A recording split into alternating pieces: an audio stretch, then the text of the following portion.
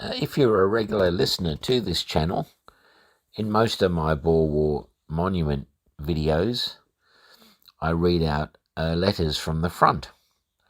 Now, those letters from the front normally have nothing to do with the memorial we visit, so this episode is a special episode because we'll hear about the death of Major Eddy, and we'll go to Beaufort and find the memorial for Major Eddy. Now, we first heard about Major Eddy in the episode on Yay, and I'll try and put a link to that in the channel for you if you want to hear the Boer version of the death of Major Eddy.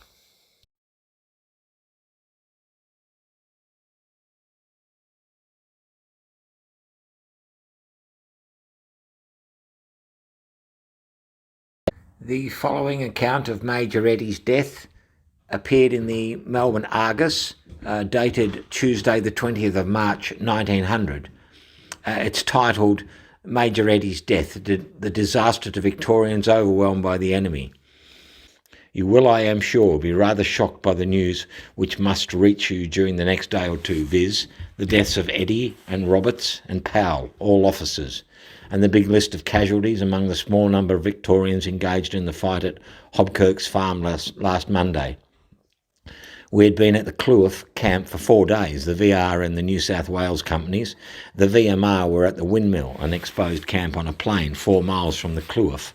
The latter was held by ourselves, 3 companies of the Wilts and 2 companies of the Burkes. The Clwyd is a most romantic spot and would somewhat remind you of the description in Waverley of the Highland Chief's retreat. Sniping went on all day at our men on the kopje 50 yards from our tents, and now and then lead would whiz rather close to our heads from the Boers, who were in kopjes between 8 and 1,200 yards away, between us and Colesberg, which was about 3 miles from us. We were partly protected by the 2 big guns on Coleskop, shaped somewhat like a sugar loaf with the top cut off. It rose abruptly out of the flat ground in the immediate vicinity. Morning of the 4th day. Then about 6 a.m, a major of the Wilts came up from the lower Clwyd camp about a quarter of a mile away and told Major Eddy, who was in command, that the pickets at Bastard's Neck and at Hobkirk's farm had been driven in, and that we might like to go out at any moment to fight. The fatal day. Next morning the Boers did not snipe for the first 2 or 3 hours of daylight. Then they began, and evidently in much greater force, from the Black Kopje. The sniping and pom-poms increased. Major Eddy had given his directions to all in his little command of about 120 men. Major Eddy's last effort. A few minutes later I asked Major Eddy how things stood and if we were yet knocked out. He said, "No fear, the Wilts are in a tight corner and we are going to cut them out," and called on a few men near him to accompany him onto a ridge a few yards above us, and it was there that I found him after the fight was over. How Major Eddy died. I had previously seen Major Eddy where he made his last stand, covering the retirement of the Wilts infantry. He had apparently, after giving the order, "Retire!" finally waited till the men near him were ready to get away, and then, while rising from the recumbent position in which he had been firing, received a bullet through the brain. He could only have moved slightly, and death was practically instantaneous. About 8 or 9 empty cartridge cases were beside him, and 2 men told me he had been shooting well at the enemy as they came up at least 4 or 5 to 1. Every man in action behaved splendidly that day, and none more so than our commanding officer, who died a true soldier's death after a fight in a very difficult position from which he had got out every man possible. A survivor's account. Private Jennings was the only one who escaped from the section under charge of Lieutenant Tremerne, whose stubborn defence saved the Wiltshires from destruction. Private Jennings is a native of Brighton, 18 years of age, and the champion shot of his former company, the 2nd Battalion. In a letter to Brighton, he thus describes the fight. Arundel, February the 14th. On Saturday morning, February the 10th, we left Clwyd camp near Coleskop for the purpose of taking a kopje 6 miles away, with Hobkirk's farm at the foot.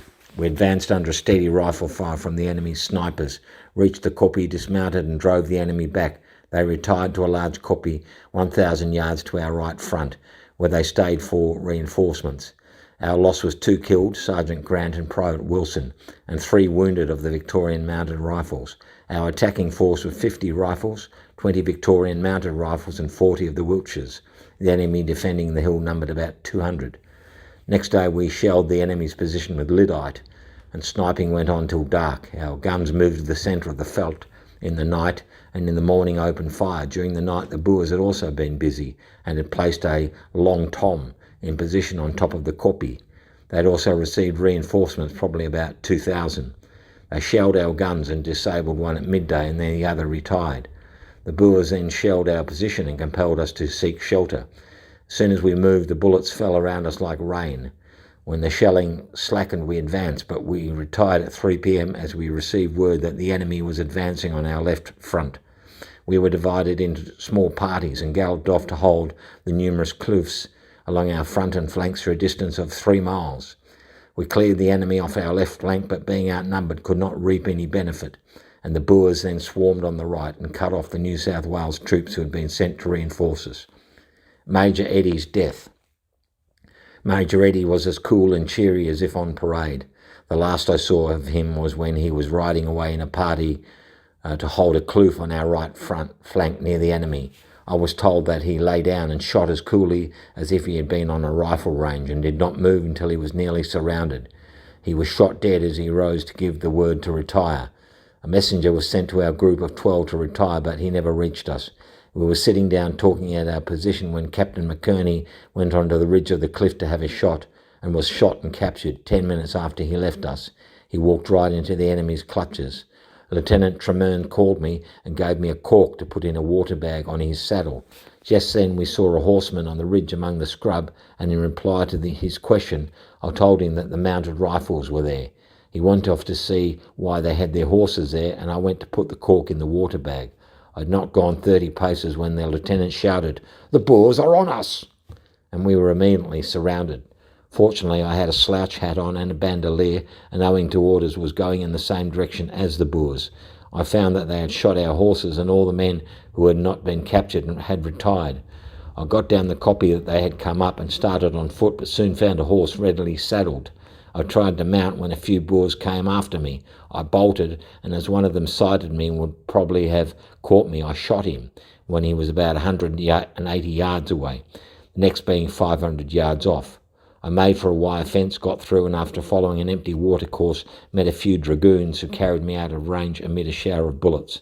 I found 3 bullets in my trousers. At 12 p.m. our troops met at Matter's farm and marched to Rensburg, arriving there at 5 a.m. next day. Our casualties are not known to us, but they must have been heavy, as I was one of 4 who escaped out of 15. We retired to Arundel tomorrow morning early.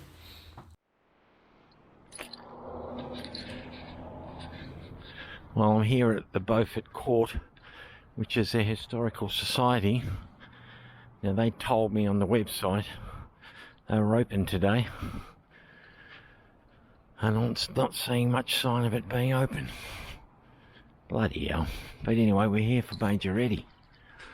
Oh no. 4th Sunday, Saturday. Oh man. Well, maybe I can find a phone number. These clowns. Is this the 4th Saturday? Sure it is.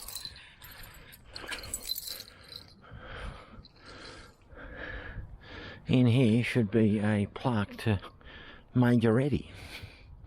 Bloody thing. Alright, well stay tuned. I'll see if I can ring them.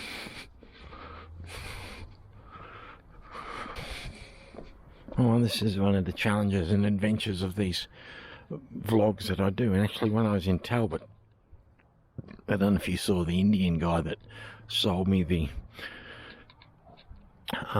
egg and bacon, but he saw the camera. He said, "Are you a vlogger?" I proudly said, "Well, yes, I am actually." All right, let's see if we can ring them. Shut down.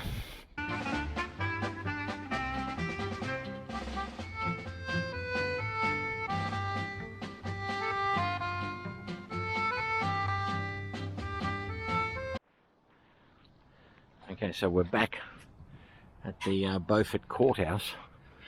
And as I said, I was just been in Camperdown. They told me someone would be here from midday to 3. Oh no.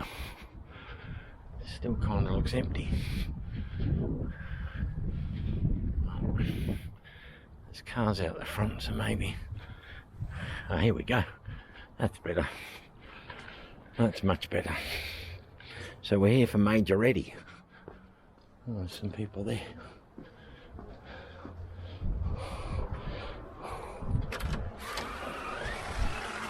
There we go. Hello there. Hi. A visitor? A visitor, please. Yes. I'm here to... Sign a visitor's book if you would. Thank you very much. There you go. Thank you. Today's Right. date. Right.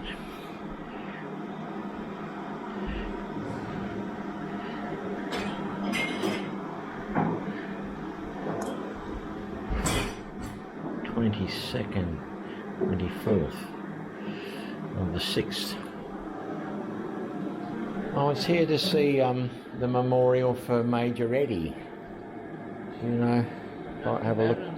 Have you spoken to someone here about your visit today? Or? Well, I rang Elizabeth earlier. Oh, Elizabeth's away. All right. She's gone to Hello, everyone. something about the memorial for who is For it? Major Eddy. Major Eddy. Oh, right, Major Eddy. That's, You know. yes, Jane knows everything. I do not. I wish I did. You do? I don't know really. So, do you want to what? Do what? Well, is there a plaque for him or something? Yep, right here. Oh, wow.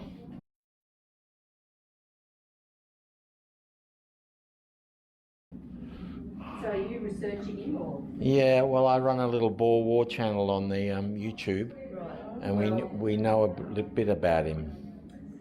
I wasn't here I usually come in the mornings on Wednesdays, and apparently in the afternoon, and I missed it all, there was a big aha, because there was an article in The Advocate in 2018 asking where this was. Oh. There were people wanting to, I gather it was the War Memorial, was wanting to know where this was, and I don't know whether it was the Historical Society who did the article, but the article was, we don't know where it is, does anyone know? And of course, we'd found it on top of the cupboard, so it was, so yes. Poor old Major Eddy. Yeah, well that's right. Is it heavy? Fairly heavy. You need a hand? Well yes, and you know, big strong person to grab it. Here we go. Yeah, So it's lucky you found him. well, we were cleaning things up, and that was just lying flat on top of a cupboard, and yeah. So we're thinking now we should contact once we find that article again. Killed in action. Yes, a soldier and a man. He's a good-looking man, Major Eddy. Is he? Yeah, killed in action, Rensburg, South Africa. I'm going in October to South Africa to research some of these sites, so maybe I'll find his grave. I think he's buried in a place called Colesberg. Right. So, do you live here? No, I live in Reedsdale, so Heathcote direction. Yeah, Kyneton. Right. I'll have to get your details because I've got a letter from a Boer War soldier who was killed over there to my great grandfather. Sure. And Yeah, I've got there's somebody, you could take a picture of their monument over there for me too. Sure, yeah. yeah. But this is such a treat. Yeah, So what Beautiful, isn't it? what will happen to it? Well, seeing I gather by this article, you know, which was told to me by Elizabeth, oh, guess what, you know, if the War Memorial was after it, and presumably they still are, it's only what, 5 years ago or something. Was it? 2018. This is the War Memorial in Canberra. Yeah. Oh, So they wanted- presumably, they definitely wanted it. yeah, that's right. So they were looking for it, and how that came about, I don't know. When Dennis comes back, I'll have to ask when the article exactly was in 2018, and we'll see a bit more, and it'll have to go back to them. Was this man from Beaufort or Raglan around here? Yes, he somewhere? was. Ah, He was a Beaufort man, was he? Yes, I'm pretty sure he was. Because I found an article, it was actually printed in London, and it was a Australian soldier in hospital captured by the Boers, and in the article he asked the Boers about Major Eddy, and they said he fought like a lion and he was a huge bull of a man. And so Well, a soldier and a man. And if you hadn't been here, Jane, they would have said, "Don't know what you're talking about." So this is so such a privilege. Oh, look, it's just wonderful. It's gorgeous. It really is. Gorgeous. So, did you sign in and put your details? I can, yeah. Well, if you would. I'll give you my email address. Yeah. Yes, please. Yeah, when you sign in and write your email, and then I can, contact you about this letter. Fantastic. Yeah. All right, let's put him back, will we? All right. So, have you got a photo? Yeah, I'm recording it as we talk. Oh. I'll put it over here. All right. So I'm going to end up on some. Oh, you'll be on. I mean, we've only got about 80 of us geeks or buffs. Right. I mean, it's not exactly a popular subject. Oh, the well, that's Boer War. good. Boer War. I'm interested in the Boer War. I've got several people in my family who served in the Boer War. It's fascinating. It's mostly forgotten. Well, this letter I've got, he talks about how he's going, it describes the country and said how he intended to stay and, thought he'd make some money on it. Yeah, some of them did. Some of them went back. Yeah. Anyway. Well, one of my people went twice. He came home and was discharged, changed his name slightly, went back again. Did the same in World War One. Changed his name slightly, did it twice. Came round, just He was round and lucky, round. wasn't he, that he was able to do that? Well, he was a sort of petty criminal type person. He was a I think- unfortunate man, but he was very, he was very determined. He was going to stay in the forces because I suppose he was getting paid. Yes. As soon as he got out of it again, he left his wife, who was my uncle's mother, with fourpence halfpenny. She divorced him. He left her with fourpence What a halfpenny. bum. Yeah. Yes. Well, thanks, ladies. I'm going to write. Thank you very much, and make sure Yeah, the that's visitors just book big there. details. Yeah, that's right, and you put your details, and if we have anyone else coming in, and we've got a member who's very keen on all war stuff, Yes. we'll direct them to you. Yeah, sure. Yeah, you can do that. Yeah. But anything's welcome. But yeah, well, we've got your details, so you can expect to hear from me, you'll hear from me, and probably. I'll put my number down too. Yeah, that would be good. Yeah. Well, Colin's our war historian. Oh, so great. He'll be really interested. Okay. Yeah, and he'll probably organise, the RSL too. So, yeah. Perhaps, Jane, this ought to be kept somewhere off the ground in case there's a flood or something. I know we're pretty safe there. We're on a But hill. I mean, in the tap was left running here, Or sitting if on the the hot water floor. service works. It's sitting on the floor. Perhaps it could go somewhere where it's not sitting on the floor. Perhaps they could go to my house. See you later, girls. Right, thank you. Thank you, now. Thank you. Bye-bye.